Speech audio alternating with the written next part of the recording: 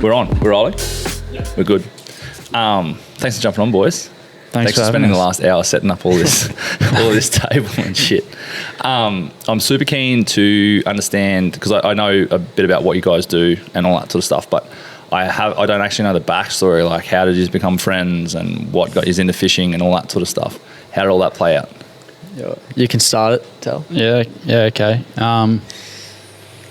We both sort of joined uni up here at James Cook, and both started studying marine science. And yeah, I come from Brisbane and Beau comes from down south, Melbourne. So we kind of just had the same interest, which is fishing. I know for me, I pretty much just moved up here because I wanted to go fishing up here. So yeah, I just had my little tinny at the time that I brought up from Brisbane that was sort of decked out for like thready and dewy fishing in the Brisbane River, and that's probably how we started. And I can't really remember how we met, but yeah, definitely at college or at res at uni there. But I think we borrowed a mate's boat and did a crabbing mission down south. I think was the first proper fishing or like camping overnight trip that we did together. Yeah, that's right. I had my tinny. Yeah, and you borrowed that fella's boat with Litzo, and who did I have in? I had Lockie Kendrick, maybe. Yeah. Oh yeah, nice. Yeah. Lockie's a good boy. Yeah. Yeah, cool. Brisbane River threadies, and Jewies and stuff. Like, were you there when it was first starting to take off, when people started figuring that shit out and they started finding them and stuff? Or were you one of the pioneers that actually figured it out? No, I was far from that. Yeah? Like, because it's not that, like, it's in the grand scheme of, like, the fishery, it's new. It's a fair few years old now, but like... No, I remember, like, I was probably grade 11, grade 12. Yep. And, like, Bowley was just slaying them. All the boys at Tackle World was slaying them, and I sort of just got my boat all done up, and I was just a flathead fisherman with my old man, really. So I had no idea about it, and kind of had to. Me and a mate would just spend countless hours out there, like scanning around, and like we only got a handful of fish, but yeah. Well, I think one Brisbane River 30 is like a big deal. Yeah. Pre-active target days. Yep. Yeah, that's crazy. All side scan. Yeah. That's like awful to use now when there's like active target exists, eh? Yeah, crazy. And then you both come up studying marine science. You came and obviously just crossed paths and started hanging out and shit like that. Do you remember your first fishing trip up here? A first proper one was Bramble Reef off Lucinda there. We borrowed a mate's boat, one of my good mates, family friends actually, and borrowed, had like a little 60 on the back, little tinny, didn't have a sounder. So we kind of just Google Maps it out to the reef. And multiple times. Yeah. Right. That was the start, really.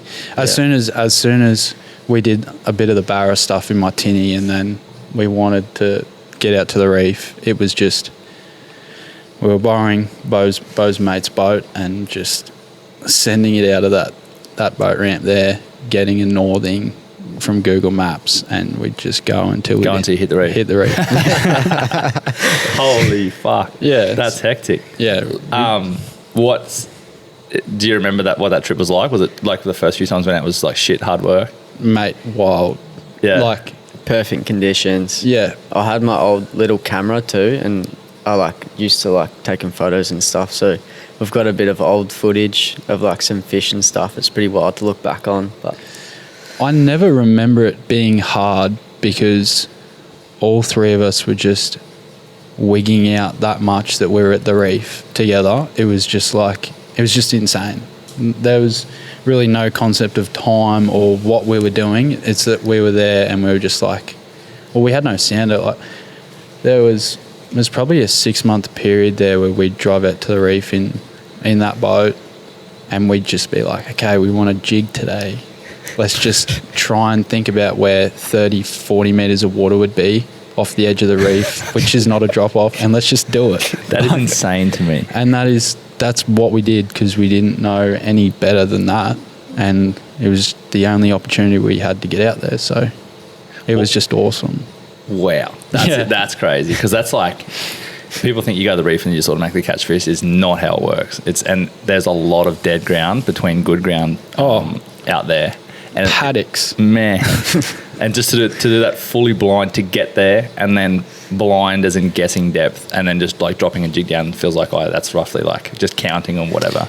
Yeah. Ballparking it. We'd mainly use vibes. That was, we'd use vibes a lot back when we had no sounder at all.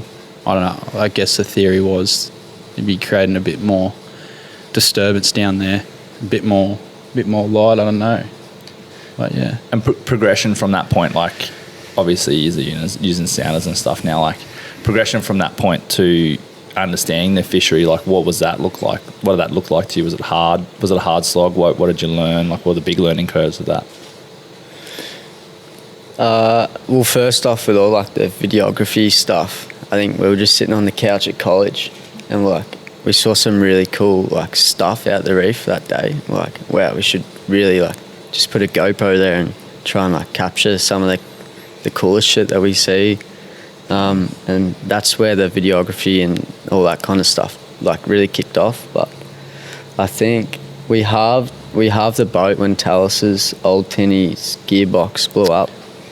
We just found a little marketplace deal around the corner, and like a little Haynes Hunter prototype. Just sent it from there. Yeah, they call them a Haynes Traveller. It's just like a little. I remember those. Yeah. Like open. How long is it? 4.5. It was TD 1.149. Yeah. Till a steer still.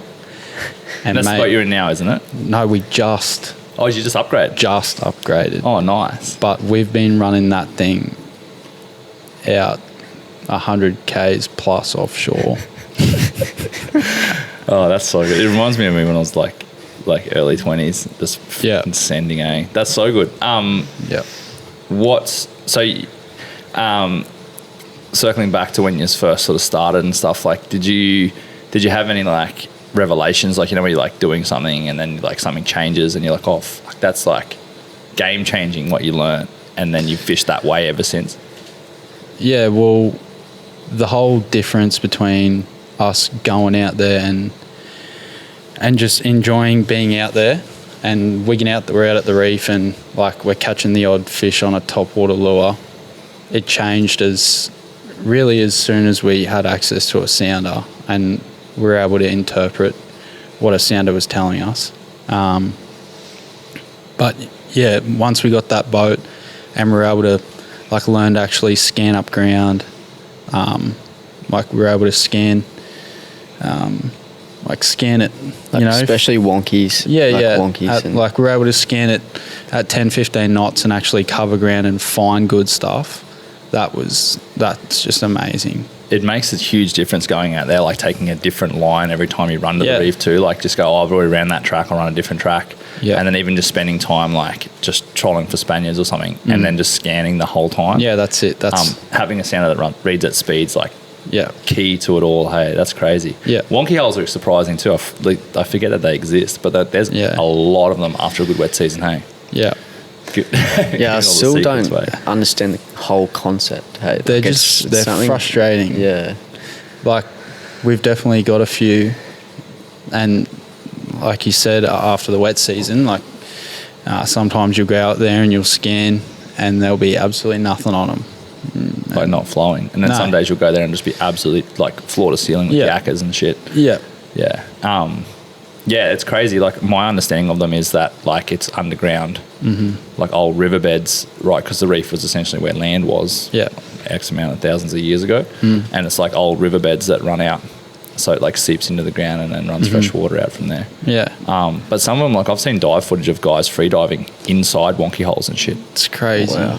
Yeah, it's crazy. Yeah, and they're supposed to bring up that nutrients from some fresh water up into that water column, which is what attracts all that bait. Yeah, and I heard, like, I don't know if this is true or not, but I've heard theories that like fish go in there to like clean parasites and stuff that can't handle low salinity. Yeah, right. I've heard stuff like that, like under scales and bits and pieces. For sure. It makes sense. It does. So you normally go there, like, my experience with them is like you go there and you'll get like 1 or 2 like donkey nanagai. Like that's where you go to get real big ones, like 90 pluses, or big stinking gold spot cod. Yeah, we've had a few of them. Yeah, dirty dogs. But then the reef, like all those that sort of, I don't know, 45 to 55 metre stuff is where you go and get like your school nanagai, nanagai, like 75s, 80s, stuff like that. Got good esky fillers. Yeah, that's really what we've sort of concentrated the past probably 6 months of fishing towards. Like we've probably only just sort of discovered that type of ground, and it's just so much fun, eh? Like nanagai fishing, or just that sort of depth and just like that, jigging lumps and bits and pieces? Like you said, like that depth, jigging, like just finding that ground and finding those types of fish, because, we never would have been able to get to targeting those fish with the setup we had at the start.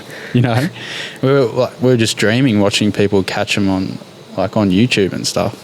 That was just, I never could have comprehended that I probably would have caught a nanagai or a red right now if we were talking, you know. Yeah.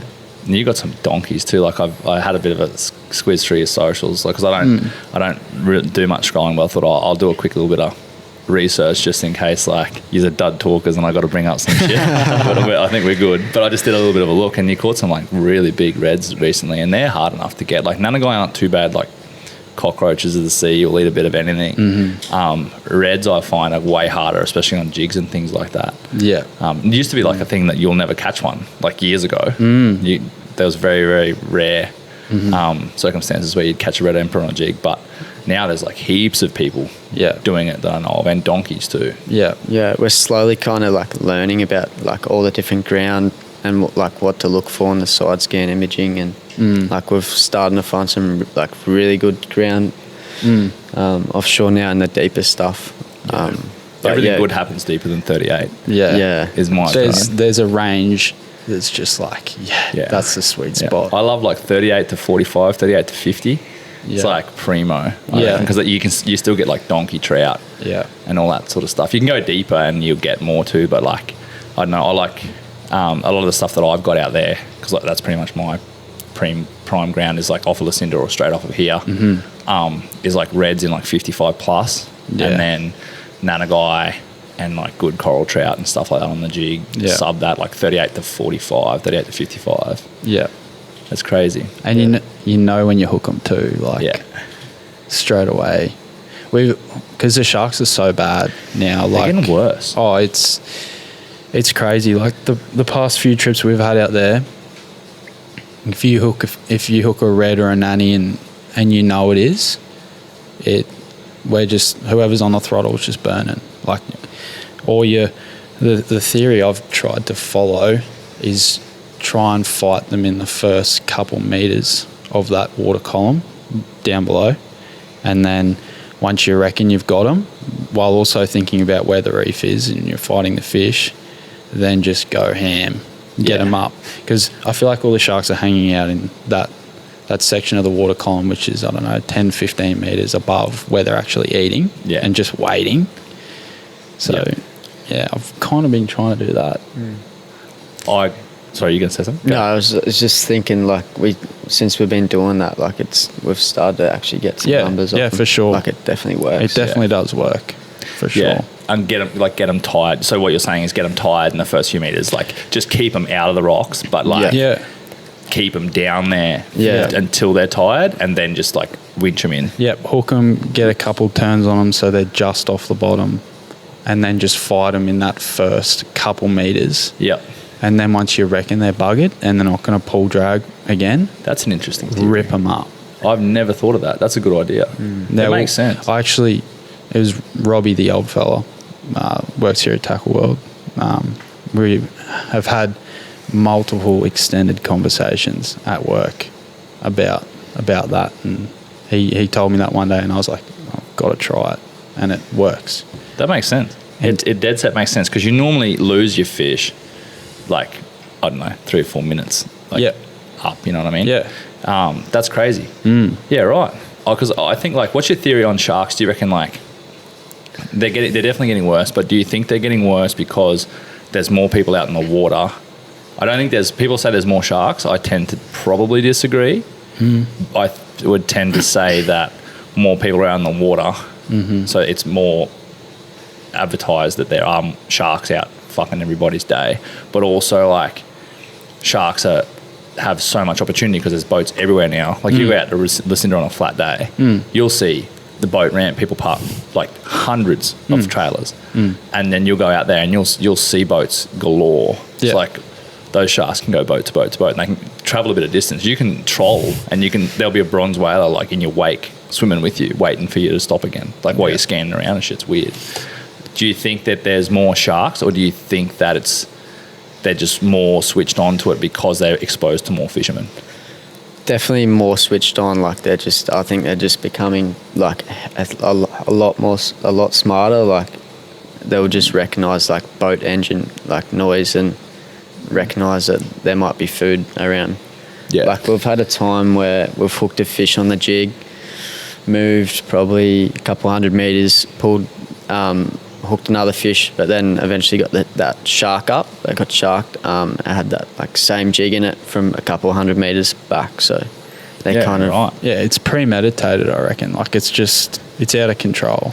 The last trip we went out in the new boat, we pulled up to the first mark and kind of looked down, and you could already see it was just like Valley City, and we were all just wigging out that we were out there for the first time in our new boat. So the boys dropped a jig down, and I knew exactly what was going to happen. Bludgers. Yeah. Dirty bastards. But one of the boys just put the GoPro like down in the water. They got a big long pole for the GoPro, and mate, someone hooks this bludger, and you can see the sharks like following the fish before they even grab the jig. And then as soon as they grab the jig, it was just like Sharknado. The footage is sick. I'll show it to you. It's crazy. Full tornado. Yeah, it's like it's literally a shark tornado is the way to explain it. They were just like, they just wait for you to do the hard work and hook the fish to make it slow down. Yeah. That's crazy, eh? Yeah. They're definitely not stupid. No. And that was a bludger too. Like, yeah. Nasty. So you said that you committed to, my mic is too loud, it's fucking giving me grief. You said that like the last 6 months or so you've put in the time, like committed to that sort of deeper water jigging and stuff. What made you want to try that, and why weren't you doing that prior? Did you have a top water addiction before that or something? Yeah. We probably thought that was the only thing we could do at that time, the top water stuff. Like when we're out there with a sounder that didn't really have the capabilities, or without the sounder, like we were always just throwing top water.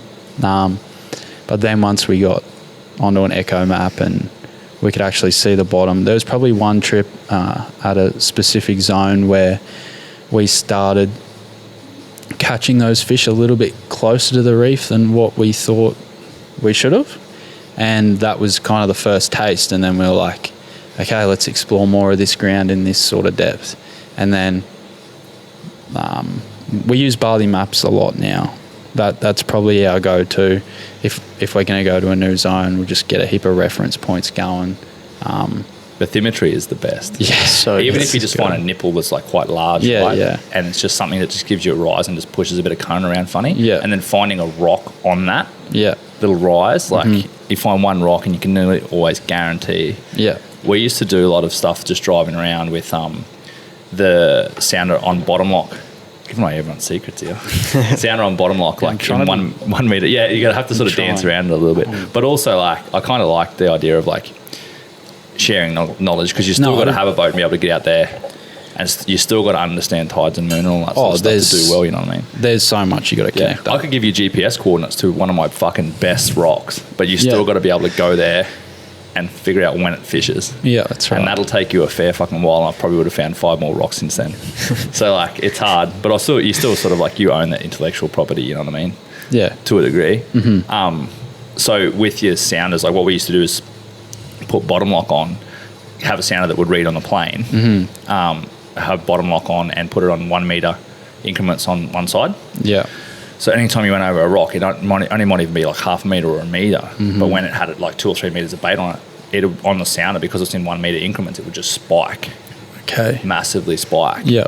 And then you go, oh shit, like you can't miss it. Yeah. Whereas if you're scanning full wide at bottom, it's like a little half metre blip with a little bit of shit on it, and you're like, nah, and you'll keep driving. Yeah. Whereas you'll fully see like a big spike, half metre rise with 3 metres of bait. Yeah. You can nearly guarantee that there'll be fish on that. And sometimes Nanagai are just on different bottom. They're not even on a lump. They're just on like, might be the slightest little rise that only might be like a 50 metre patch, and it'll just be like a little bit shaly or something. That's it, just like a shoal. Yeah. But we've been running the side scan on that deep, that sort of stuff, like probably like your 35 to 45 metres that deep. And real slow. Super slow on with the right frequency. Really like low 450 and less. Really low frequency. Yeah, right. And it works.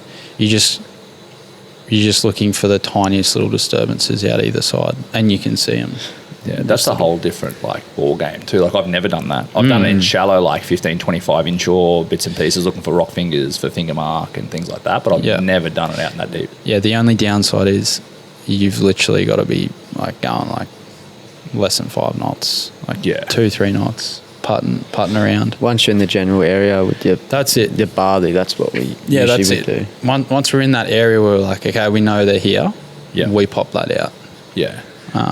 Yeah, that makes sense. And then that's like, it's one of those things where you just sort of got to commit. And like, if you lose half a day and you don't really get any fish that day, but you go and find 10, 15 spots, that's a good day's fishing. Yeah. Regardless if you come home without anything in the esky, because then if you go back out there and then you just work those spots, you're solely out there fishing the whole time. Yeah. Until you work it out how to fish it. It's a good theory. Like a lot of people go out and like just have a shit day, like they won't catch any fish and they'll think it was a shit day. Yeah. But as if you're marking ground and figuring out the pieces to the puzzle, that's like a win in my book, I think. Yeah, for sure. Plus what you said too with like, I remember if I keep bumping this fucking mic, I remember going out to the reef for the first time, and it been very similar to what you just said earlier with like, go out there and you're like, you can see it on TV, you can see it, photos of it, you can hear people talk about all that sort of stuff, but then you go up and you come up onto the reef flat and you're like, holy shit. Yeah. This is like one of the most beautiful things I've ever seen. Yeah. Like out of this world. Yeah. Crazy. How are you, like those first few times, how are you supposed to think about tides and like bite times and stuff when it's like the first time you've seen it or the first couple times you've seen it? There was no expectation really. Nah. Fishing wise. Yeah, the first time I went out with an old friend of mine, and he took me out, and like we killed it on fish. Yeah. So I was like, this place is fucking insane. And then like once I started to do it all myself and get my own shit and my own boats and all that sort of stuff, when I was like, this is extremely difficult. Yeah. It's like not easy. No. What made you transition? Actually, let's go back a little bit further. You went out to the reef and you started mucking around and all that sort of stuff. You've upgraded your boats and done all that sort of stuff. What made you get into top water? Silly question, I know, but like, why did you decide to do that instead of continue fishing deeper water like you were previously? Probably. I'll let you have this one. Well, we kind of started like with top water, and we've always just loved it. Like just on stick baits all day. It's the best fun. Yeah, on the reef flats. Yeah. Probably again with the understanding. Like we'd probably just go up on the reef flat there when we first started fishing the reef and throw lures around without really having understanding of when the best time to fish a reef flat was. And then as soon as you get into that deeper stuff and you have more understanding of the tide and the run and where's going to fish better at a certain time on the reef, that was probably when we could really target a trip like when there was going to be a lot of run, we'd want to go and fish like on top of the reef, because like for us that was the best time to go and do that sort of stuff. So yeah, getting around your moon phases and your tides and stuff would always transition us from the deep water to the shallow water top water stuff. Depending on the time in the month. Yeah, for sure. Yeah, reef flats low tide on spring tides, man. There's not much more fun, especially on like semi-light gear too. Yeah. It's something else. I like lost the love for top water because I did so much of it for so long. Yeah. But I forget like how enjoyable it is just standing up there throwing stickies, because you end up with anything. Yeah, yeah. Chinaman, spangos, longnose emperor, trout, like the visual aspect is very appealing. Yeah, 100%. And like, that time we went out with Ben, we hadn't done much topwater stuff for probably a very long time. And then like we went down there with Ben, did a heap of flats fishing, a heap of GTs in shallow water.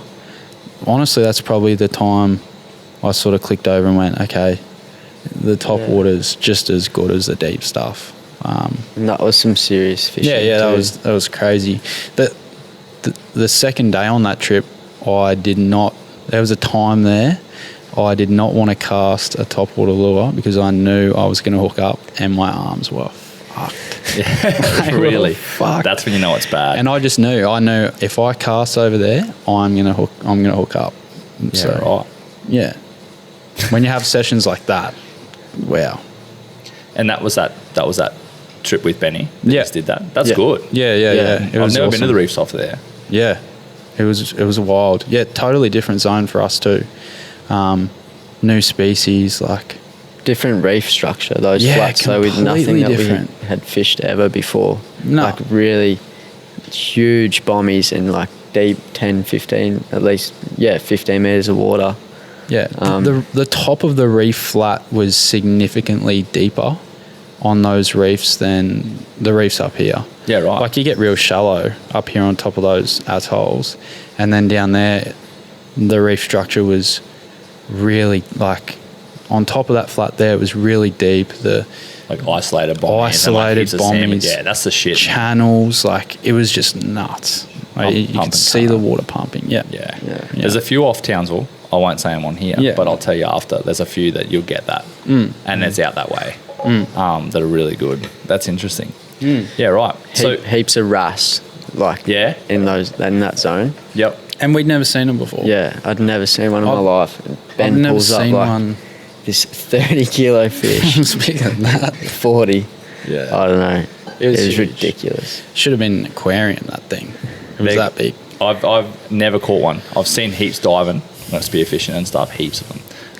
But never caught them. Been in boats with people that have caught them and stuff, but they're pretty. And then you seem to get them down like, it's one of those things like you get south of Cape Upstart, so you start getting Bowen Way, and then from there through to central Queensland, the reef systems are just completely different. And just, I reckon they're borderline better. And then you get north of Cairns, start heading Cape York Way, and then that again. Like, off of here, it's like, they're good, but they're not like as good, I don't reckon. Yeah. Even like, I don't know what the answer to this theory is, but like, it seems harder here to get Nanagai and Reds on jigs than it does off of like Bowen, Airlie, Proserpine Way.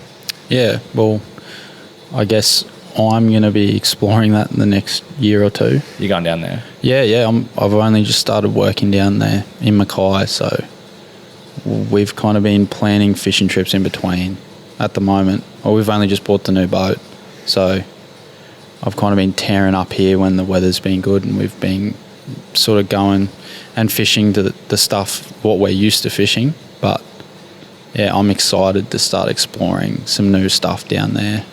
We've done a little bit, like a little bit off Airlie recently, like north of Airlie, and like some pretty wild ground out there and heaps to explore out there. It's just a long way to the reef, but it like, is. It's not that bad. If you go to like, if you go off of Townsville, it's maybe, I don't know, 15, 20 mile further than that. Yeah, that's it.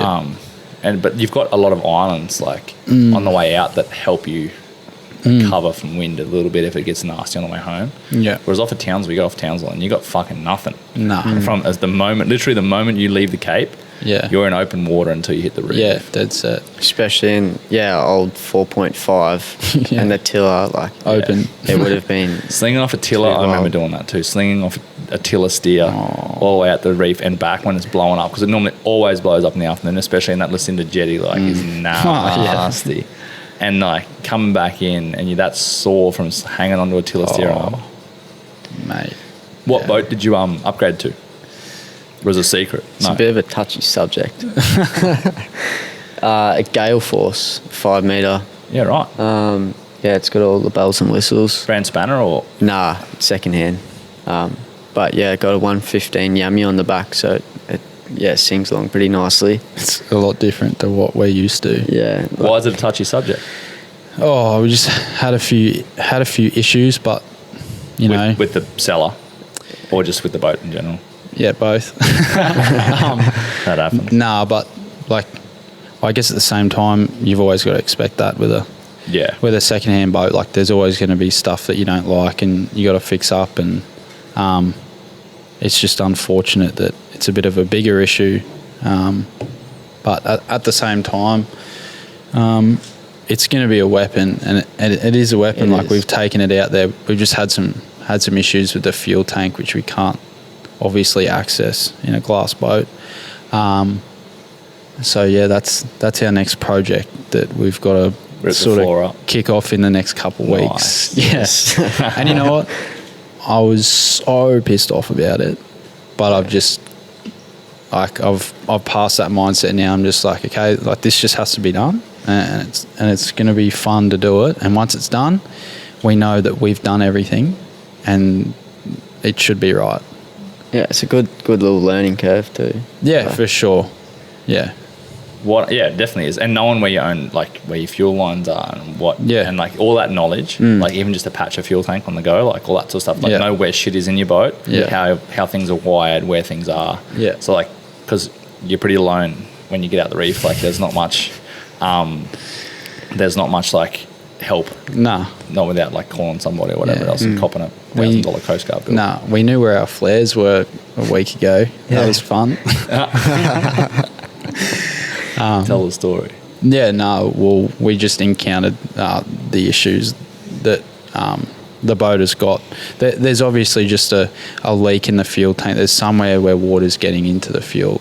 Yep. Like our separator's full of water, and our fuel economy is half of what it should be.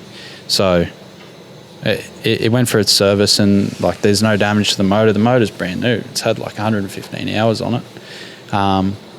And yeah, we've just got to get into that floor and replace that fuel tank is what we're assuming it is. But like it took us 3 weeks of using the boat. We probably only had 3 trips in it. We went down to Proserpine, did that one reef trip to actually find out what the problem was. Yeah. And that always happens too. Yeah. Well, probably should also find out where the water's getting in your boat to get into the fuel tank too. Is probably not. Yeah, well, we know about that. There's like a little, what is it? The Gale Force fellas were telling us about it. Yeah, I'm just talking to a fella who knows the Mr. Gale Force apparently. The fella who owns it, so he's giving me a heap of info. Nice. So it shouldn't be too bad. No, hopefully. Yeah, but the flare situation, we're like 100 k's off Lucinda, like shelf. And yeah, we just had troubles for like ages, and there was nearly an EPIRB, and we were just waiting, and then we just saw someone trolling out the distance. The first boat we'd seen all day. A big tournament. Yeah. And our boat with the canopy just snuck under his outriggers. Yeah, it was that big. Yeah. But yeah, we had to set off a flare. Yeah, which was pretty funny at the end of the day. Yeah. I'll just have to stop. Yeah, sorry. No, it's all good. Don't apologise. It's all good. Everyone does it. It's all good. Yeah, right. So you had to set a flare off for him to go and get you and tow you back. Nah, well, we cleaned out that separator, and then obviously lost all that pressure. So there was no fuel getting to our motor, and we couldn't bypass it, and all the thought of everything to all try. All the lines were glued. It was a mess. Nasty. And then once they come over and had a yarn, we finally got it going, and we were sweet. Yeah, right. Yeah. But you didn't want to turn it off after that. No, we actually still stayed the night out there. Yeah, we did. Fucking lunatic. Yeah, right. Yeah. Crazy. Yeah, right. Oh well, it sounds like you're on the mend anyway. Like it's gonna. Yeah. like once you get that sorted. And like the range in that thing, like actually being safe going fishing is going to be nice. Like my parents have been freaking out for the past 2 years because they know what we're doing. Like going out that far in a little open tiller. It's so much more comforting going out in that thing. You actually do feel safe. You can fish. You get more fish too, in my opinion, because you're covering more ground. You're more confident to go wider. You go more. You do more exploring. You learn more stuff. Yeah, it's definitely a value add. Yeah. So you both chipped in like money to purchase the boat. That's cool. Yeah, well, we did that for the first one too. That little Haynes Traveller, and then just did the same again. Yeah, so just halves everything. It's pretty cheap actually. Yeah, it's great. New stereo system, half price. Yeah. Everything's half price. Yeah, well, true. That's good. That's a good way of thinking about it, to be honest. What made you decide? Like, obviously, he's a good friend, which obviously helped the cause. But like, what made you decide to get in together and sort of build FNQ Travellers and turn it into like essentially a brand, right? Like, what made you decide to do that? I think when we first made the account, I think we really just wanted to share with all our mates and our family at home what we were actually doing up here. For me, like, I was like probably one of 2 people in my mates group or like in my grade that actually moved away from Brisbane. And I don't know, I just felt like no one really knew what we were doing, and it's the coolest shit ever, and I just want to share it with the people back at home, really, for me.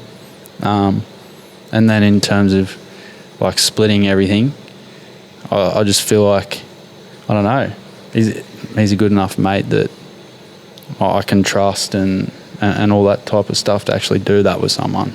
I don't know if I'd be able to do it with any of my other mates, to be honest. But it's just been fun. Like, it's just been a gradual stepping stone of just shit that we like doing. It's not, I don't know, it's just a gradual process, I guess. And did you have plans when you first, well, obviously not, like to turn it into a thing? Or do you have like a monetized thing or a sponsored thing, or like to build it into something bigger? Or is that just something that's developed now, and are you still trying to do that? We've definitely got some things on the horizon that we're like really working to, and have like got our mindsets to really push towards, but just kind of try and turn it all into the office, I guess. But obviously still very loyal with Mick and Ben and Tackle World and everyone that like backs us as well. So yeah, I think that's where it started for us. Like, we started just posting photos of what lures we were catching fish on, and like looking up to all those fellas that were doing it already, and then like getting just a casual gig in here at Tackle World Townsville was just like huge. Like, you can imagine, like in a candy store, a young fella who's like just moved away from home up here, started fishing. He's got a job at a tackle store. Like, that is just like insane. I couldn't believe it when I first started. No, that's kind of where it started for us. Or for me anyway, like all your colleagues in here are real specialised with the types of fishing they're doing.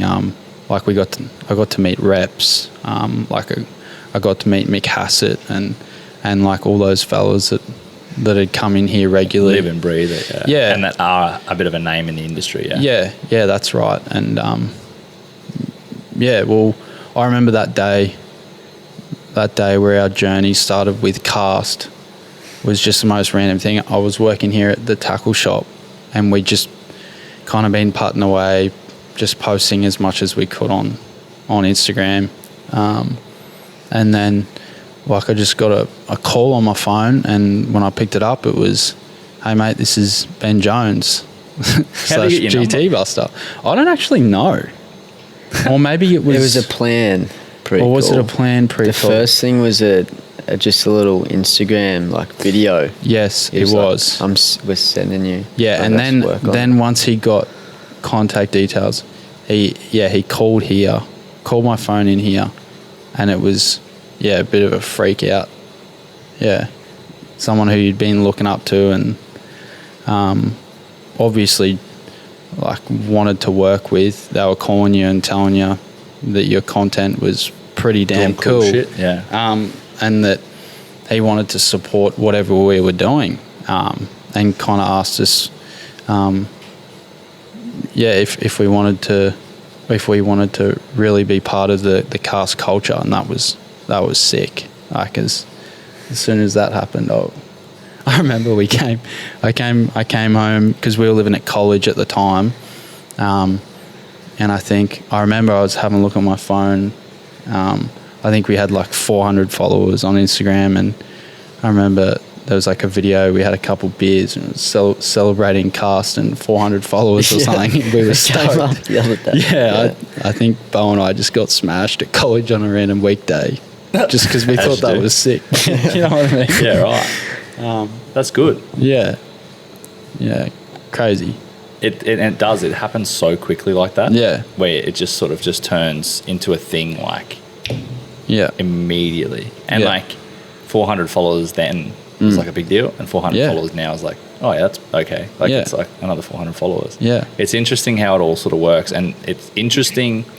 I've had this conversation with multiple different people too, is like with sponsorships and stuff, and my experience with them is like the ones, and I don't sponsor anybody, or I don't own a fishing business that does sponsor anybody, but to me, like, you can be out there asking for sponsorship and chasing it, and just because you want to be sponsored by a brand, which is a lot of kids do that these days, and I don't think it's a healthy way of doing it. Or you can just commit to doing what you love and doing it well, and you'll get noticed anyway. It takes one person to share a reel or a video or a photo, and then it get it crossed into the right hands, because the fishing industry is so small. Like, it's not hard to know everybody in the game. And then for someone to pick that up and run with it too. And Benny and Mick have always been good at like giving young dudes opportunities too, because it does help, like just free or cheap gear and all that sort of stuff. It does help you, regardless of like whether you want to do it doesn't pay you money, but it can put you on a path to make money. Yeah, that's it.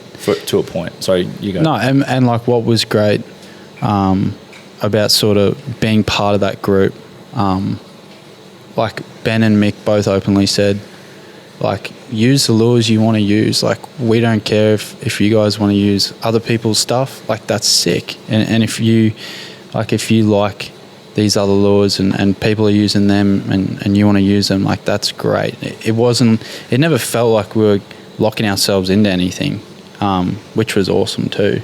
And at the same time, they backed us and wanted to support us through our journey, which was great. Yeah, and I've had this conversation with a lot of people too. Is like, there's enough. I say this a lot. There's enough room in the game for everybody, right? It's like, you might not want to use those lures, or they might not have a lure that works as good as somebody else's in this specific occasion. But instead of looking at like that as a bad thing, look at it as an opportunity to improve. One, either for yourself to figure out how to get those lures to work, or for a supplier or a manufacturer or whatever to go, well, fuck, there's a gap in my game. Like, I need to get better. And then they put a product in the market that directly competes with something else. So then the competitor goes, okay, well then how do we improve on ours? And then it lifts the industry, and then everybody wins, because everybody makes more money. Everybody gets higher quality, better performing shit. And everybody wins, because there's like, I don't know, you can't control the whole fishing market, and it's so easy to make lures these days. Yeah. You can get nearly anything you want from China. Yeah, that's it. Battle tested stuff, different story, I think. That's cool. Fill me on where the filming idea started and how long you've been doing that for, and like what, because you've been doing like little edits and like vlog style stuff, which I think is fucking sick. So like, where did all that start? What was the concept there? Just the old camera kind of started. My little old Nikon. Little DSLR, Yeah. I don't know why I even bought it. I just used to like taking random photos and took it up here when I moved up here, and I just kind of took it everywhere we went and just started filming. There's one really old video on the YouTube which is pretty funny. It only goes for 3 minutes, but I don't know, it's something pretty funny to look back on.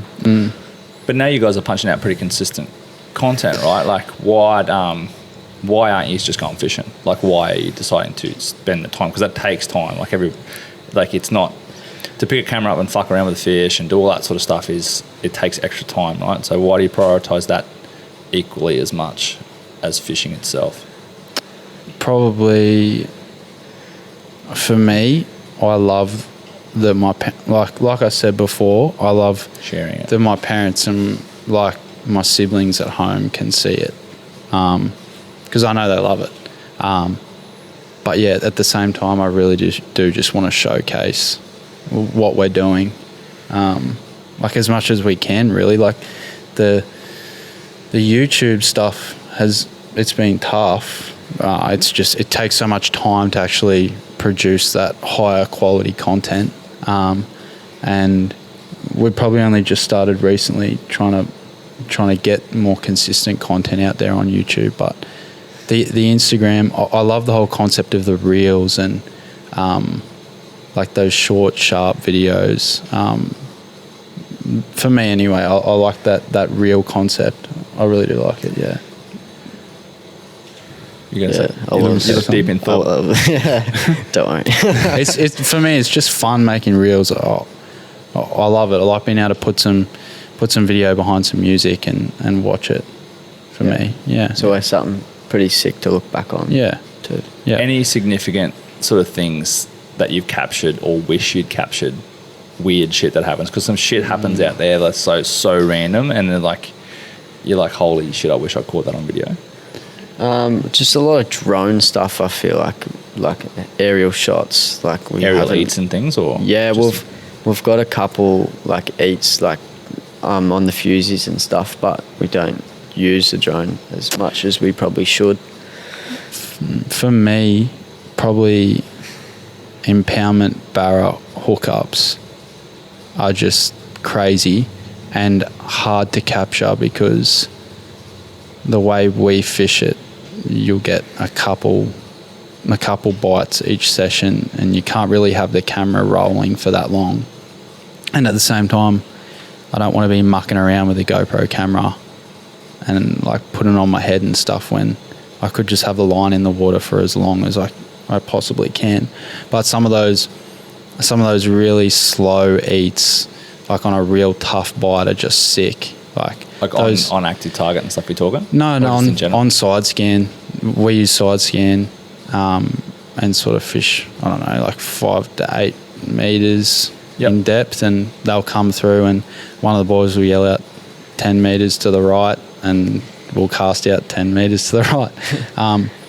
Well, that last trip we had last week was just the slowest jerkbait bite ever. Like, you get it out there in that range of where that fish was coming through, and you literally dead stick your jerkbait for like 8 to 10 seconds and then burn it, and then they just absolutely pump it.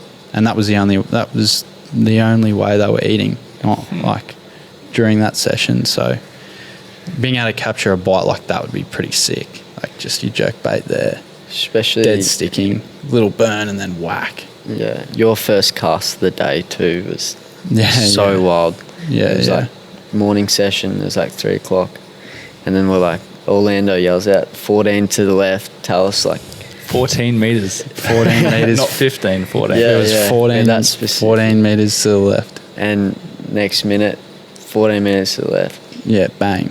On. Good fun. Yeah, I love it. Some of them go stupid too. They Some do of them go fight stupid. Proper hard. Well, those ones that I got in that 80 to 90 centimetre range were just thick and healthy and like just nuts. They went berserk. Whereas the ones that I caught in the shallower water that were punching that metre mark or over that metre mark were like half sluggish. Yeah, right.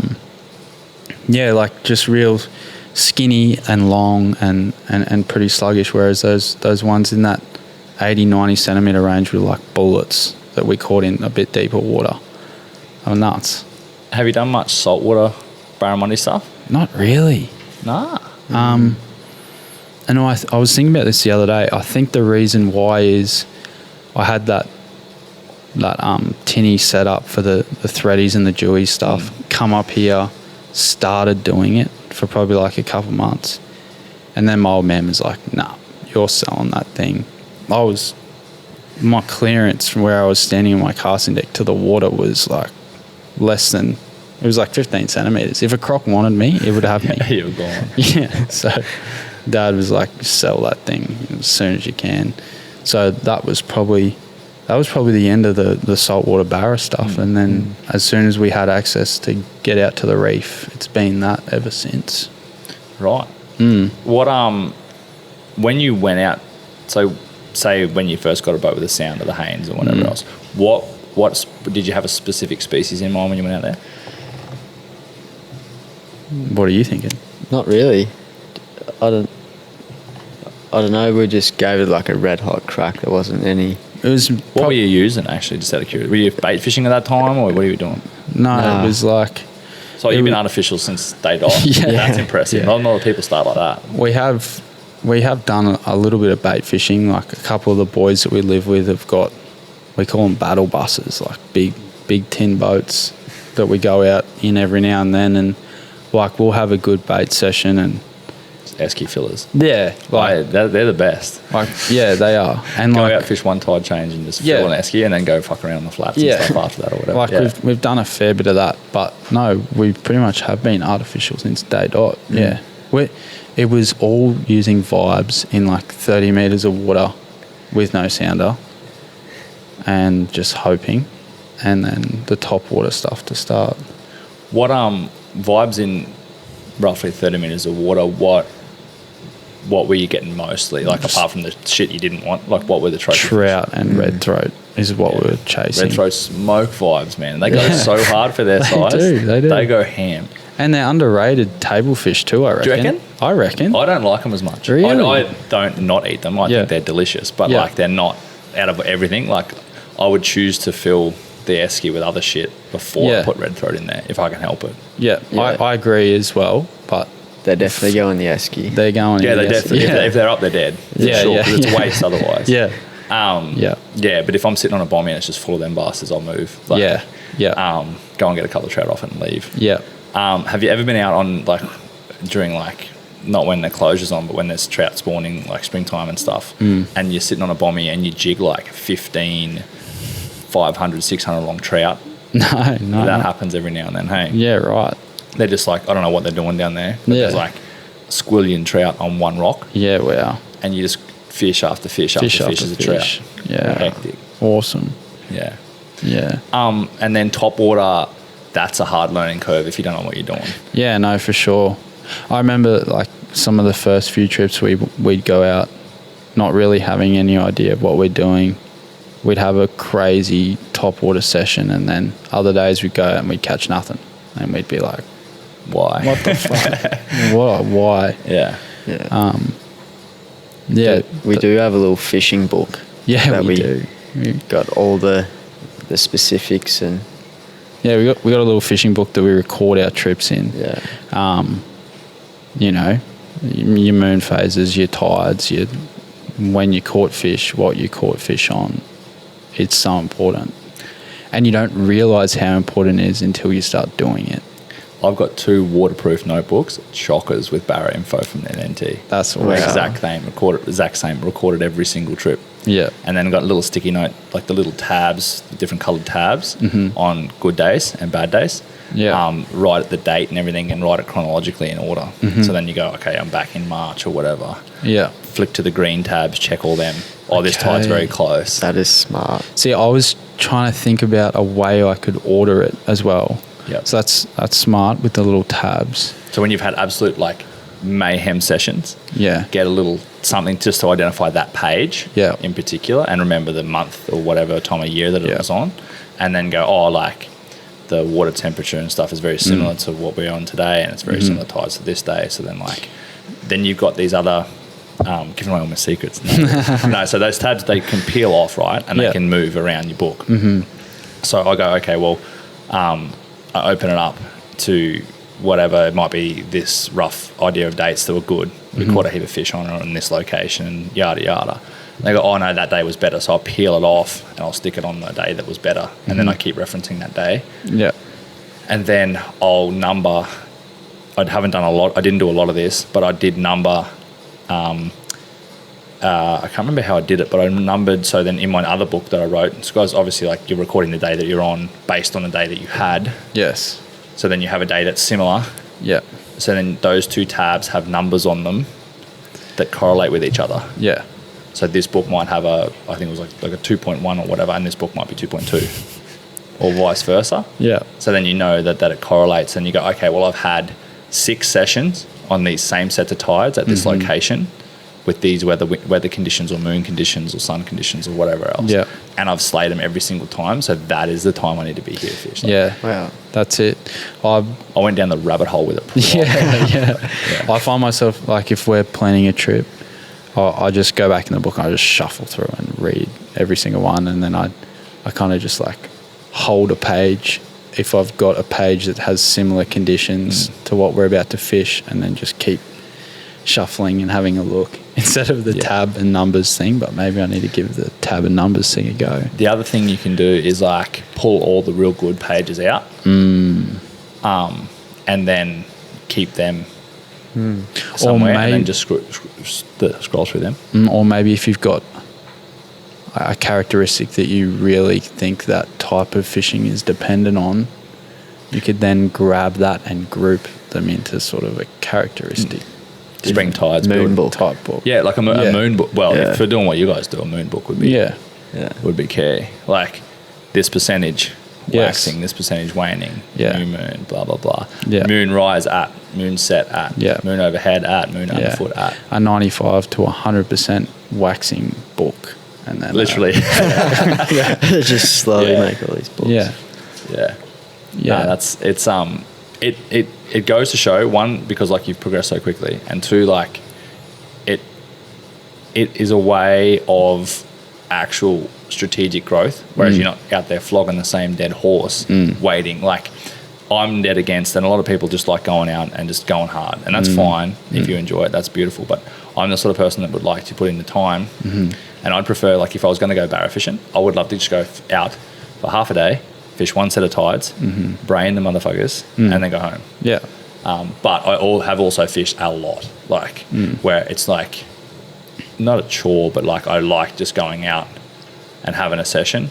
But then some days I guess it's nice to spend out all day on the water and mucking around too. But like I really like the idea of strategizing when you fish, because it's such a good feeling when you go out the reef. I'm going to go hit these spots in order based on just chase the tide and chase whatever else with the wind. And then you go to all of those spots and nearly all of them work. It's such a sick feeling when that pays off. Yeah.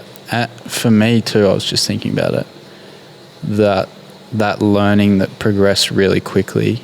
I think both of us doing our marine science degrees and sort of both getting into a field now where we're looking at that stuff for our job, that kind of kicked me in the arse and went, wow, this stuff is actually real. Like the fish feeding at this certain time, they're moving here at this certain time. So there's actual science behind it, yeah? Yeah, for sure. Like that really kicked me in the arse, probably. Interesting. Yeah. Yeah, right. Have you done much stuff out on the hard line and wider shelf?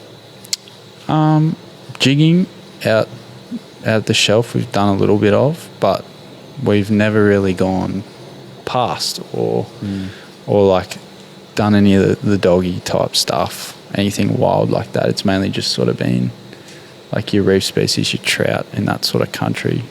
Do you reckon you'll get into doggies now that you've got this boat and once it's all set up and stuff? Yeah, it's a possibility. Definitely. Now. It probably wasn't a safe option in the last boat to really send it out there and like chase doggies or go super wide, but I feel like now's definitely a great opportunity once we get everything rolling to get out there. You probably would have fallen over the side of the boat if you were throwing around a PE8 jigging setup. That's in the little Traveller. That would have been nuts. You whinge about sharks now. Wait till you start doing dog tooth. Yeah. Awful. Yeah. Driving job? Yeah. You just drive. I fucked around with that here, and then I did a fair stint in Vanuatu. they drive off a lot. Yeah, okay. A lot of fish, just to get them upright, because your line angle changes when you're driving. So as you drive off, the line angle changes and your fish lift. Yeah. Like it sort of rises. Yeah. I know a lot of people that let them run to a point. Like, but it's hard though, right? Depends on where you hook them. Because like if you're fishing and they're on like a full steep ledge, Yeah. the first thing they do is go down. Yeah, okay. So you let them over there and you get busted. Yeah. But if you can fish on the right side of that and let them go down until they're tired and fight them that way is an option too. Yeah. I know a lot of people that do it all sorts of different stuff. I don't know many people that land the real big ones. They're like a lucky chance Yeah, right. type deal. Because like we were fishing in Vanuatu P10 and just full locked drag. Yeah. And just buried to the gun or like can't move. Yeah. And I remember top water stuff too, just like fridges swimming around hitting top water lures, man.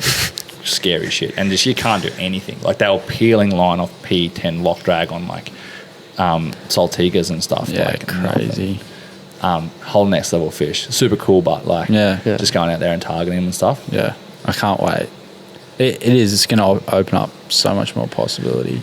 Because you can also go out right and fish bait balls and stuff wide, and you can get wahoo and dolphin fish. Yeah. Like all that sort of stuff too in the middle of nowhere. Yellowfin. Yeah. All that trolling kind of stuff. Like, would it be mostly trolling? You do Yeah. get them for wahoo and that, but you can cast like on glass out days. You can see yellowfin schools and bits and pieces, feed them bait and things. Yeah, it's a lot to learn in that space for sure. And then if you've got a sounder that can read properly and you're willing to put in the physical work, reeling the fucking things in, like jigging for flame tail and all that rubies and stuff, sick as. Yeah, there's a lot more to do. Yeah. What's next for FNQ Travellers? What do you think? Just continuing doing what you're doing. When do you finish your degrees? We're both done. Finished, all over. Yeah, we're full time working now. Yeah, right. Doing stuff based on your degrees or just what you can at the moment? Yeah, you go nuts. Yeah, both based on what we kind of studied. Very similar field. What are you doing? What are you doing? I work for Ozfish Australia. Oh, righto. Yeah, right. Just a project officer in Townsville here. Yeah, cool. But yeah, the work, I love it. It's so much fun. What is like, I know what Ozfish is, but what specific projects are you working on? They've got a few up here in this region. It's like mostly from Cairns to Mackay region, but there's like a lot of fish weigh monitoring. So in the wet season, next week I'm going to the Burdekin, and you'll see what kind of fish are swimming upstream, downstream, like kind of get a gist of like barra migrations, jack migrations. It's very like interesting to see.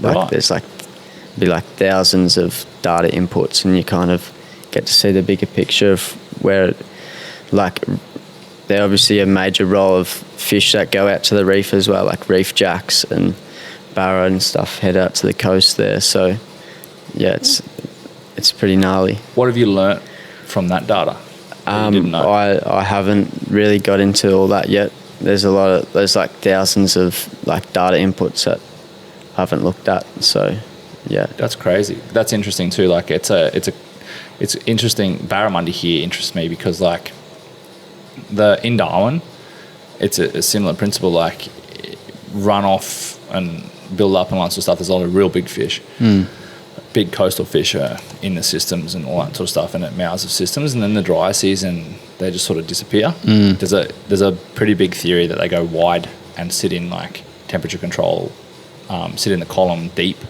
offshore, not like miles offshore, but just in holes or whatever, where there's like a static temperature gradient because I don't like fluctuations too much, right? No. So then here there's just almost no real big consistent jundis apart from in pockets. Further north, there's like north of Hinchy, there's a fair few up there and all that sort of stuff.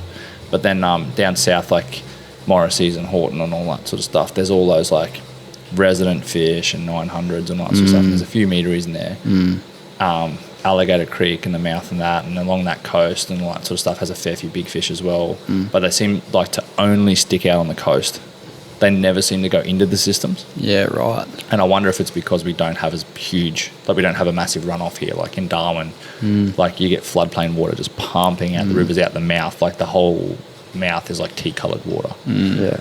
So it's like, yeah, it's interesting. And the Burdekin's one of those places that's very similar to Darwin because it's got such a massive system that flows down from the dam and it does flood and pumps a lot of water out. I'd be keen to hear what the data comes from there. Yeah, for sure. Is that published? Yeah. It will be published data? Yeah, it's usually contracted by different sectors of the governments and things like that.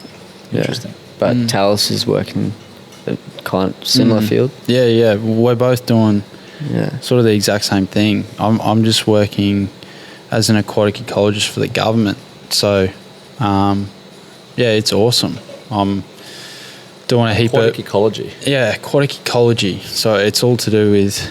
Well, our projects at the moment are all to do with how flow regimes are affecting different ecological assets that the government have identified are an ecological asset to an ecosystem, pretty much.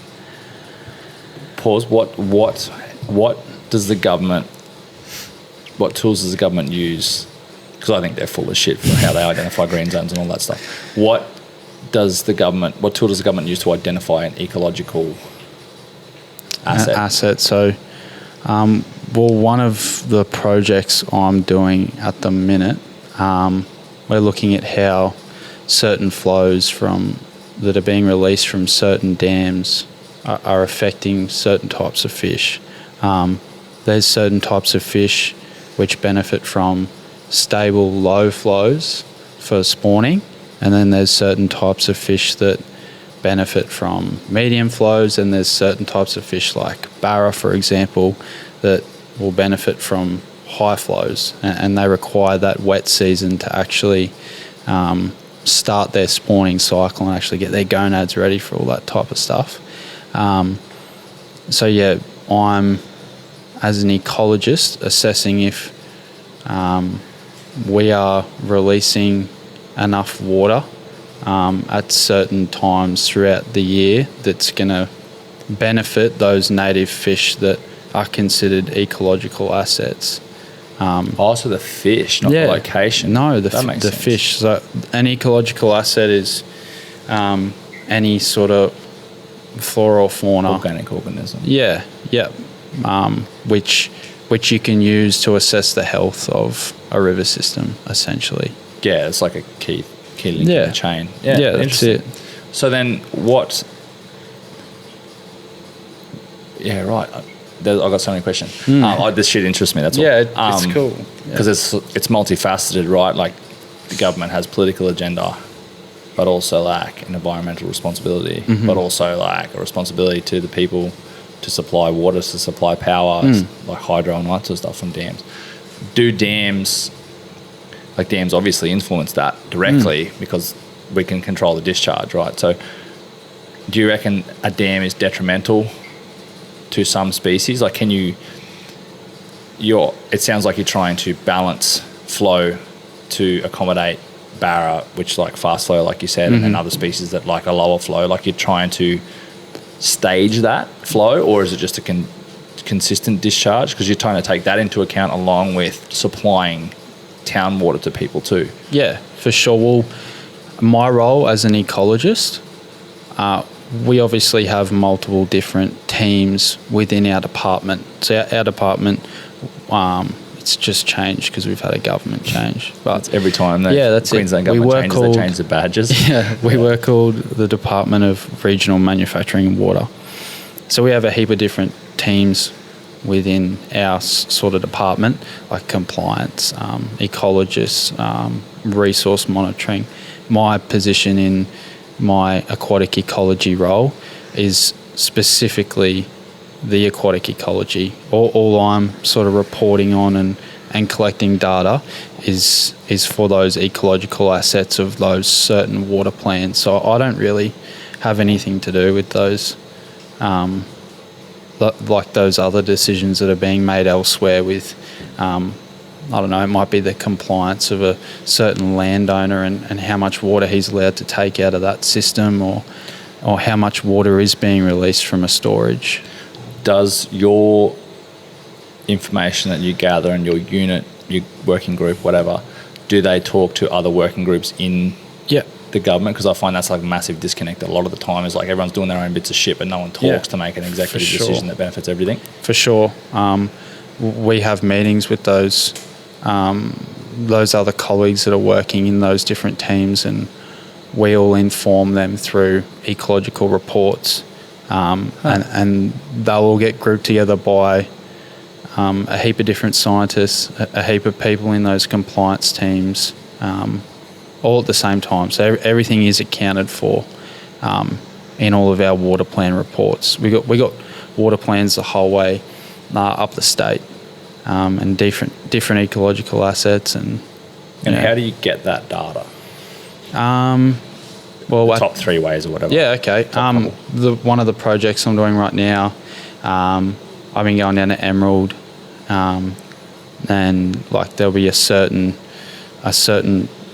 release from Fairburn Dam, and we'll go out and set fyke nets and catch native species, and see what species are there at that certain time. Like we might have closer to Christmas, we'll start having releases of upwards of 900 megalitres, and we'll want to start seeing those species that require those higher flow regimes actually up there, present and there at that time.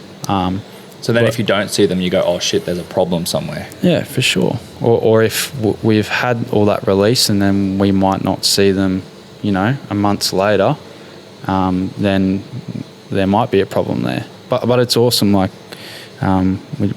we do odor stuff. Yeah, right. Which I haven't actually done yet. But people in my team are doing it. That way we can actually identify when that spawning has occurred for that year class fish. And whether or not those flow rates have influenced that, or it's made it happen earlier or later. Or that's cool. Yeah, so it's interesting shit. Oh yeah, in the 10 months that I've worked there, I've pretty much travelled around the whole of Queensland in a year. That's what's valuable too. When you work, like, it's cool to do what both of you guys are doing, because like you have, what you're doing has a direct impact on what you love doing recreationally. You call it direct, indirect. It's both, I think, like to a degree, because like runoff affects the reef, as you know too, and it's probably a bit more agricultural than it is sort of what you guys are talking about, but it's all same. For sure, to a degree. It's direct learning, really. Like I sit there and like I might be writing a report on like a stock assessment based off like the Fitzroy area, and like I'll just be learning stuff the whole time, because I'll get a week at work where I just get to read reports about people that have been doing research about Barra in the Fitzroy area. Like, it's sick. It's good fun. Well, I've actually been getting distracted at work. like I should be reading about a certain characteristic, and I'll get lost reading other stuff about Barra, and I'll be like, oh, yeah. And that Fitzroy Delta is like the place to do it too. Yeah. It's incredible, man. Since it's become net free like years ago now, it's like it would be better, I reckon, in my opinion. It is the best Barra fishery in Australia, bar none. Because like Darwin, the NT and stuff is good, but there's like a quantity, probably the top end. But if you're looking for those big, consistent monster girls, like they're the ones that are in that Fitzroy Delta system where it has been net free, and it's got such a massive, long, deep system, and then it breaks out into that delta where there's just so much country there. Yeah, I'm excited to see some like new data for up here, like from the Fitzroy area all the way to up here, where that net free stuff has just sort of come. It's just sort of started. I'd love to see some data in the next couple of years, because I feel like all the stock assessments now are still, I feel like all that net stuff that's just been introduced hasn't actually been able to fully have an effect on the environment as yet. Like, I feel like it'll just go crazy. You know what I mean? I have seen heaps of different articles about people saying they've been catching a heap more consistent 90 models in that Fitzroy area compared to, like 5-10 years ago. Yeah. What's a barrel's lifespan? Roughly like 10 plus, I think, like for a big fish. You know what? Couldn't even tell you. I have a funny feeling Johnny Mitchell told me. I did a podcast with Johnny, but he wouldn't let me air it. Yeah, right. We went so down the rabbit hole. He's on the list to get one. But he, I think it was like 10 years or so, 10 plus. Yeah, for like a 110, 120. Yeah. Like a big fish. Yeah. I feel like all that net free zone could be like more of an exponential kind of period. Like for small sure. period for the first like few years. Yeah. Yeah, while everything's got the time to settle and like work out population and all that sort of stuff where it's not pressured. Yeah. Well, it's recreationally pressured, but that's nowhere near the difference. I just think commercial netting's the most outdated, stupid, It's outrageous. thing. Man, it is just so like, you don't need wild caught barra that bad because the farm barra are like just as good to a degree. Yeah. Taste wise, and you couldn't if you got a bio barramundi, you can't taste the fucking difference. I don't care what anyone says. No, you can't. You cannot taste the difference. And 9 times out of 10 when you buy it from a fucking, it's because people put it in the same bucket as farm salmon. Farm salmon is like awful, period. Farm barramundi is like quite, in my understanding, is quite ecologically sustainable. And you cannot tell the fucking difference in a restaurant when it's cooked in a high-end restaurant anyway, or it's battered and deep fried. You wouldn't fucking know. But I just think it's the most outdated system. People make a living from it, and people have to make a living and provide for their families. I get all that sort of stuff, but I think it's just so like unnecessary these days. The government should be prioritising buying back licences and doing things like that. Yeah. I also think that they don't think about it properly in the way that, for example, Morrissey's down here is net free, but right next to it, the Horton is netted, and all of the feeder creeks like Bomber, Bradders, all those are all netted as well. Yeah, right. But if you close that bay to netting, all of those fisheries would pick up, right? Like, I just think and it happens at the Daly River as well. The Daly River sits in a massive bay called Anson Bay. It's a huge river. The river, I don't even know how long it is. Hundreds of kilometres long. Yeah. Excuse me. Hundreds of kilometres long. Spring fed, runs all year. Tidal, but upstream runs all year. It sits in a massive bay with all these coastal feeder creeks and everything. Massive floodplain system. Humongous amount of fresh water comes in and out of there. Massive tides. They net the shit out of everywhere except the mouth. Yeah. So the mouth to mouth, the point to point is net free. Yeah. But the bay itself is like go your hardest.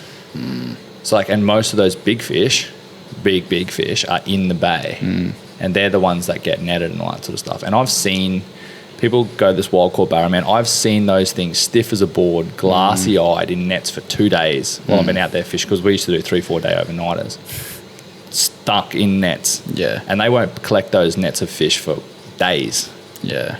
And like, they hauling in, fill up tinnies and boats and stuff, just chockers, piled up barra, sitting in a boat, bacon there, put them on the thing, and then make them sound better than farm barramundi that are caught, brain spiked, put straight on ice and bled properly. Like, I don't understand it, eh? Crazy. Yeah. It's people's lack of education, I think, is Yeah. really the big thing.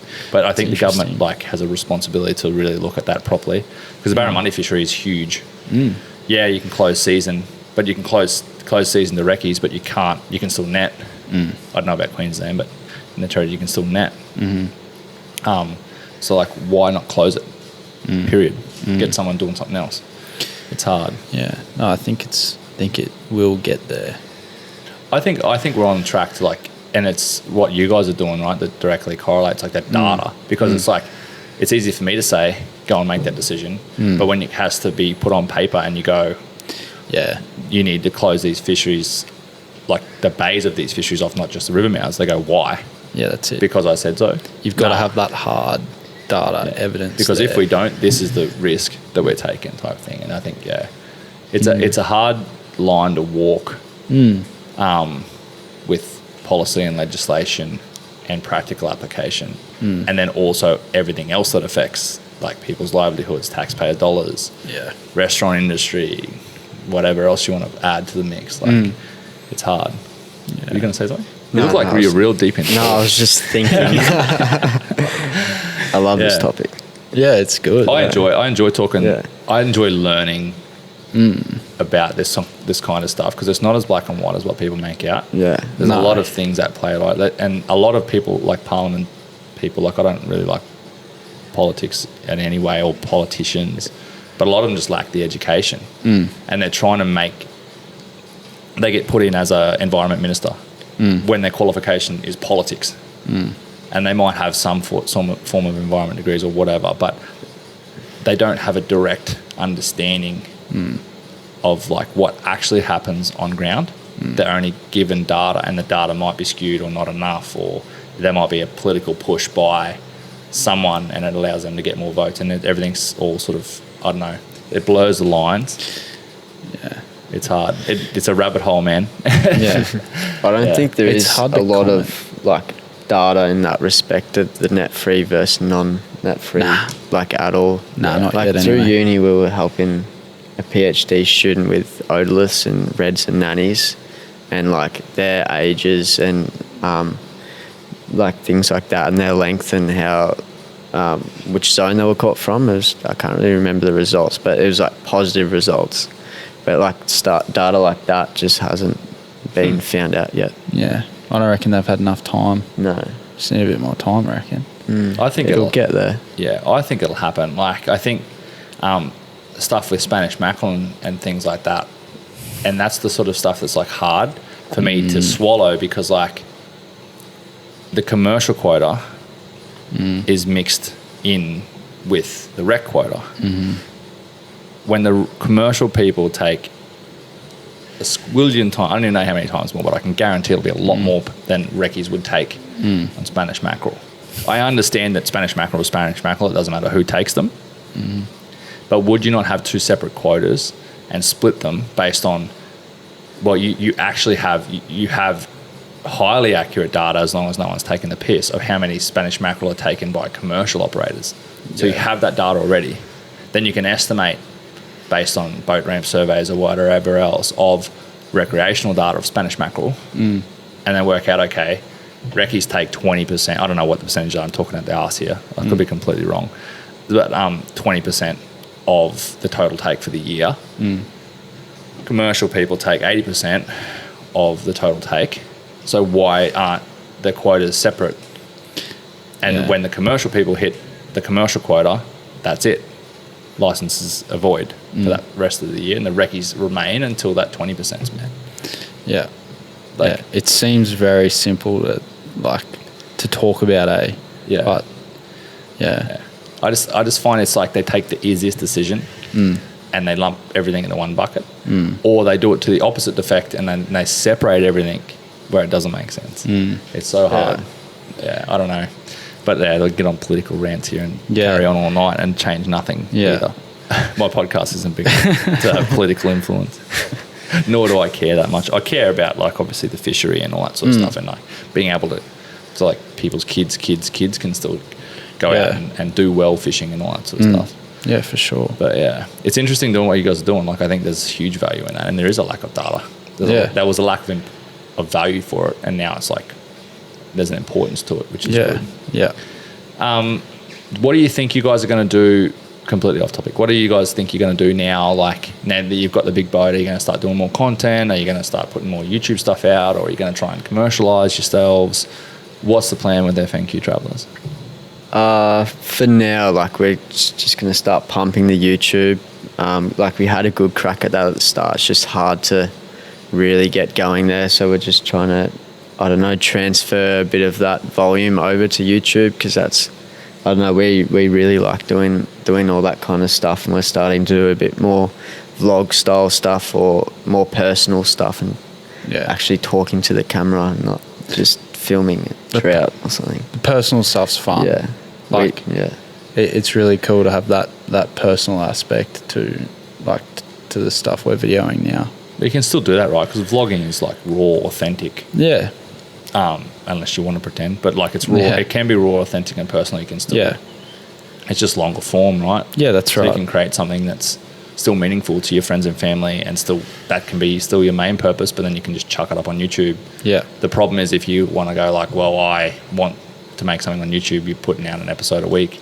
That's it. I respect YouTube vloggers purely for the fact that it is so hard, especially those offshore people, right? Like Maddie and Brooksy and all those guys. It's like going offshore and trying to get content when you're at the mercy of weather and tides and fishing and expenses. Like, it's fucking expensive to run a boat, period. Yeah. You can get a brand new boat and the motherfucker still costs you money. Yeah. A lot of money. So like, you're at the mercy of all those variables, and then you're trying to make a living off YouTube, and it's a slow start. Yeah.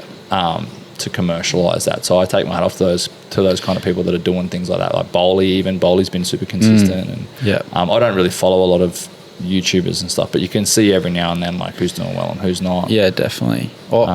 I've struggled recently to watch heap of YouTube video. It's tough, especially when you're making them yourself. Yeah. Like, we'd only be able to bust out a video every couple of weeks. It does take us a while. It takes me a while to edit and get all that stuff how I want it. I don't watch anybody's shit. Nah. Yeah. I literally do not, because like I know I'm not saying that I would go out and do it as good or better than the people that are out there doing it consistently, because I just wouldn't. But I know that like if I had the free time and stuff, I could go and do it. Yeah. Or I've done it. Yeah. And I'm like, I just don't want to watch it. But when a lot of the people that like that sort of stuff only get to go out once every blue moon, or they save up all their leave and then they'll go and book a guided trip for 2 weeks on Odyssey or whatever out the shelf, and they watch videos all year to hype themselves up and plan for gear and buy lures and buy gear and all that stuff. But when you can go out and do it every weekend and you live in the place that's the mecca for it, it just isn't the same. And it's interesting that you said that, because like I was exactly the same. It got to the point where I did it so much where I just didn't want to watch anyone else doing it. Yeah, same. Now I'm at the point where I like short form content, like reels and all that sort of stuff, but like addicted to films and documentaries. And I couldn't even care less what the topic is. I'm going in there and I'm like, oh, lighting and like, oh, the story and like the colors and like, how did he grade that? Yeah. What's that audio? Like thinking about all that sort of stuff. Yeah. And like now I'm like addicted. If I watch anything on YouTube, it's educational based stuff to help me grow in but that's my new thing. I've been doing it for a long time, but I really want to focus next year on doing more in-house films and telling people's stories and stuff like that. I'm so done with, I like reels and things like that, and they have a purpose and they're good for advertising and they're good for engagement and all that sort of stuff, but I don't know why Instagram got rid of longer form landscape based content. Like why get rid of it anyway? Because you just shut the market off to a whole heap of people. Films, it's so hard. And then YouTube's just swallowed that up. Right? So YouTube goes, well, fuck, we'll keep long form content, but we'll also do shorts. But Instagram had to follow TikTok and fuck it for everybody. Instagram used to be so fucking good, and now it's turned into this thing where you got to create reels, which again, like there's nothing wrong with it, and there is some amazing content out there in reels, but it's so hard. You can't tell a story in 7 seconds. No, you can't. It's good for like, oh, that's sick, and then 24 hours later I've forgotten about it. Yeah. But like it's sick to look at, and sick if you've done it and you've got a big catalogue and you can go back through and watch all the sick shit you've done, and then you can go, oh, that Spano, because like the rocket launching out in the water, that Spano was a sick eat. That was that trip that we did all this stuff, and you talk about it with your mates when you were there. But you'll do well to find somebody that like will go back into your Instagram feed, scroll down, unless they've just found you, scroll back down and go, oh, remember that Spano eat that the boys got 2 years ago? No one's ever going to go back into Instagram and find that shit, man. Not even us half the time, really. Legit. It's funny. I've gotten way more into like storytelling and stuff like that, and I really want to start prioritizing doing way more films and stuff. And there's so many people with interesting stories, which is why I started doing video versions of these, is because like I got no excuse to not film it. It's just pure fucking, no, I don't know about laziness, we just couldn't be fucked. I don't know. Did like 40 episodes audio, and I've got the opportunity to do video, so why not? And then everyone's got a story, regardless of how boring you think you are. I can guarantee I can make at least an hour long conversation with anybody you put in front of me. And it's definitely not hard. Like we've been going for an hour and a half. Yeah, right. Oh, damn. See, I probably only thought we'd been going for half an hour. I'm not gonna lie. It's weird how it works, and everybody has this exact same reaction. Yeah, there you go.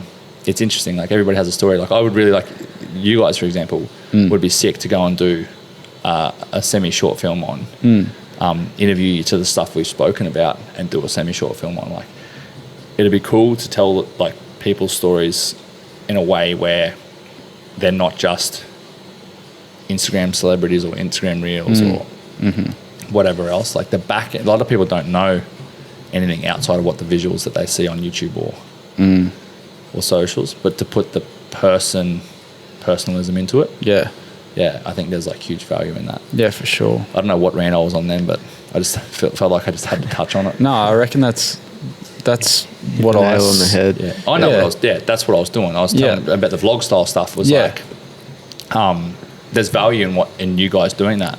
Yeah, because you have done cool shit. Yeah, and you will continue to do cool shit. Yeah, I spoke to a mate on the phone about the YouTube stuff probably a week ago, and he just watched one of our most recent videos, and he just said, man, keep the talking to the camera. Like, it's so interesting when you actually talk to the camera. Like, your mates out there having a good time. You're making it personal. He's like, that's what I want to see. And I'm sure everyone else wants to see that too. It's awkward, honestly. Like, first couple times we're like, okay, let's really try and give this a good crack and get comfortable talking behind the camera. It was just the cringiest shit ever. Yeah. Like, I'll just laugh at you. Yeah, I know. And you feel like an idiot doing it too, because you're like, but like you do get used to it. The more you do it, same as anything. For sure. And I feel like I did start getting used to it, and then we kind of stopped the YouTube thing for a bit, and then dropped off. Now we're back at it again, and I at that cringe part again, just getting through it now. But it is enjoyable once you're comfortable. It's all about putting people, like especially with vlogs, right? It's putting people in your boat with you. Yeah, that's it. While you're there. Yeah. And like the educational side of it as well. Like it doesn't have to be just slaying fish flat out. It can be telling stories. It can be like educating people on what you're doing and why you're doing it. Yeah. If you're willing to share that information. Which is another thing that's quite interesting, because like a lot of people get the shits with YouTubers for sharing secrets, but the fucking YouTuber, people take information from other people and then use it and then share it. That's probably not on. No. But if you've found it and you figured it out yourself, it's your intellectual property and you have the right to do whatever the fuck you want with it.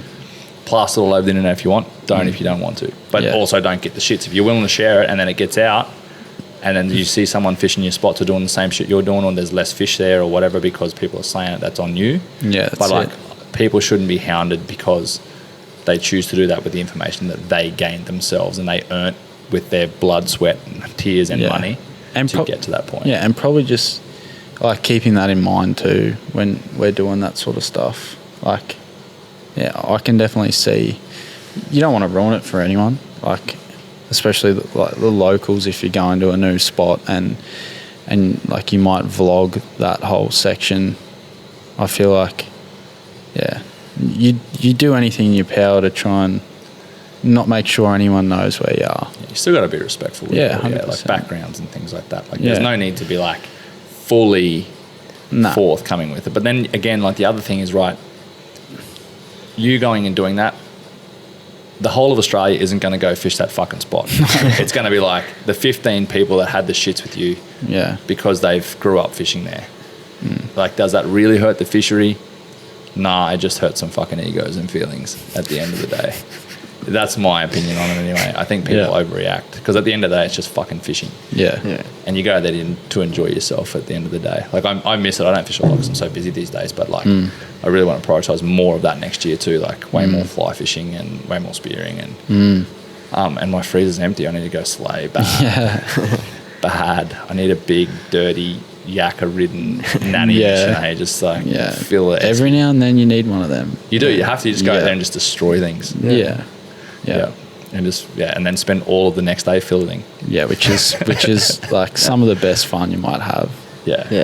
Some of those days where you come back on a Sunday and you've got a heap of fish to fillet and all the boys just drinking beers and filleting. Man, All hands on deck. It's like It's sometimes a actually game good of fun. footy might be on. It's just the best day. playing music, and then like half the fish go straight in, and like a handful of boys or whatever is like battering and or crumbing and cooking up. Everyone's got their own jobs. We've got 2 people on vacuum sealers, the best filleters on the filleting tables, skinners on skinners. And it might only be you two that go out, and then as you come back into town, it's like, hey, I've got like 19, 20 fish, 20 down a guy in the esky, I need a hand. And then like 4 or 5 boys are there, there's beers, and I miss all those days, man. It's so good. It's great. It does. It brings all your mates, like all your mates are just like, yeah, sick, I want to come and have a look at them. And it's the same with hunting and with me too. There's like the same principles, like sharing all that food too. Like it's so good cooking a big feed of fish for people that you've gone out and got, and just having them around and stuff. I miss the social side of it as well. Even if you weren't out there, even like just trading fish for deer meat and like all that sort of stuff, there's huge value in that.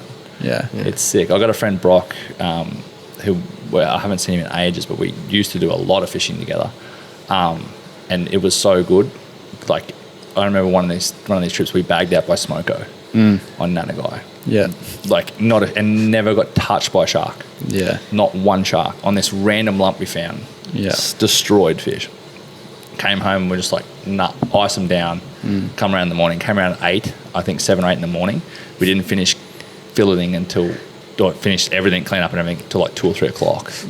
But it was still like not a chore. Because we were brining the fish and also stuff, weighing them and all that sort of shit too. So we always like to like really have a good look at the fish too. That sounds weird, but like but you're uni degree guys too with marine science. So but we kind of boys less just weird. The Still boys weird. call it something else, but they call us fish fuckers. That's what they reckon. What, like dissecting them or what? No. When we give them a fillet, we have like I've taken a couple odorless out of a red just for a bit of fun. Good. But they're just cool like, though, because it's like aging fish and stuff. I've actually got a couple of I got a tusky head and a jack head in my freezer. Not same principle, same, but like I got a friend of mine that's gonna strip them all down, pull all the bones apart, and build them back together. You're probably, how old are you guys? I'm 22. 24. 24. Will Collins, he would have finished. He used to be a tutor. I was going to say, like, I've been to the reef. I've been to the reef with Will before. There you go. There you go. I figured. I don't even know why. I didn't even think. Didn't even realize. He was our lab tech for a year as well. He's a ninja. He's good. So good he's going to do them for me. He doesn't know it yet, but he said he agreed to it years ago. So I've kept the heads, and now he's got to do it for me. What is the process? Isn't it like? Can't you get the ants to do it for you? Like they full eat away at all the flesh and everything, and they clean all the bones. I think they pull the whole. I don't know the full answer, so I'll have to confirm. But I'm pretty sure they clean the whole head down, pull every bone apart, so it's fully disassembled skeleton of the head, and then they re-glue it all back together and make it a skull. Is my understanding, because they do it for a part of a assessment or study. Yes, I do recall the subject in that they do it. Whatever the lecturer's I'm not team sure. is. Anyway, it's like a whole process to it. Which is sick. They do it for like a cod or something, I think.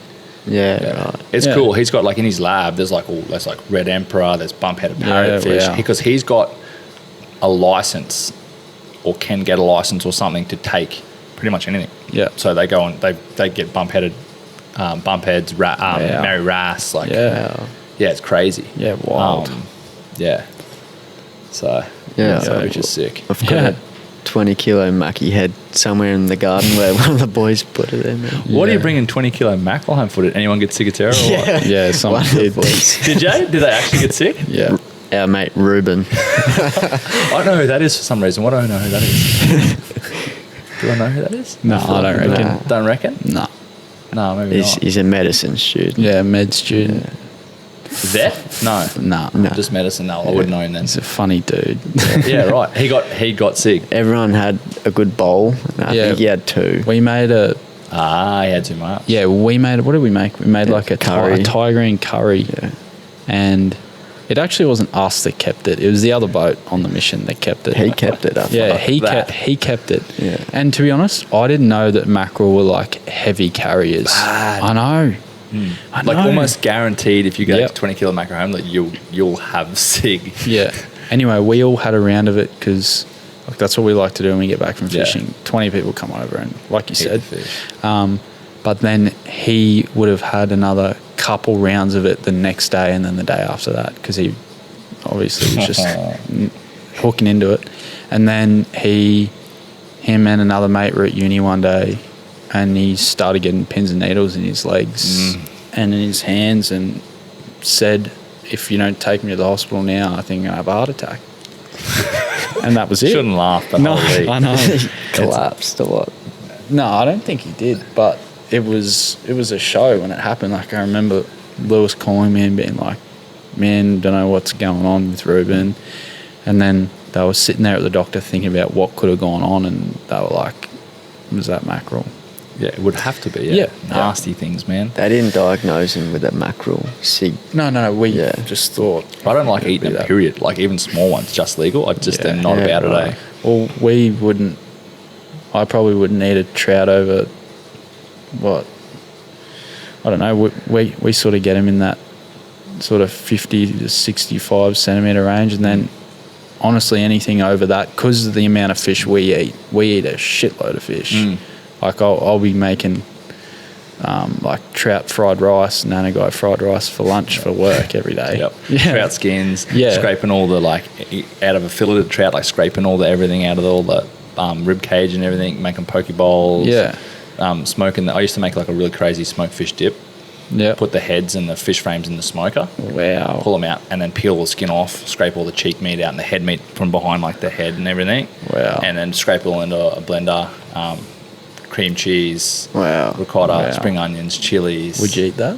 Yeah, sounds good. Yeah. Yeah, man, so good. Yeah. And then put that on like crackers or whatever Yeah. else, or use it as like a base for tacos.